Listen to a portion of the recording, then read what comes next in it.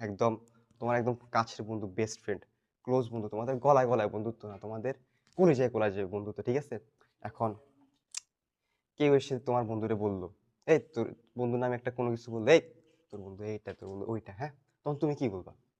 তুমি বলছো, এই খবরদার, আমার বন্ধু সম্পর্কে কিছু বলবি না, হ্যাঁ, আমার বন্ধু সম্পর্কে কিছু বলবি না, ওই আমার সব। কি বলবা? হি is my all, he is my all. বা এখানে যদি মেয়ে হয় তাহলে হবে কি? শি হবে। কি বলবা তুমি? যে হি ইজ মাই অল বা শি ইজ মাই অল, সেই আমার সব। তাহলে এখানে বলো এই অলটা কি?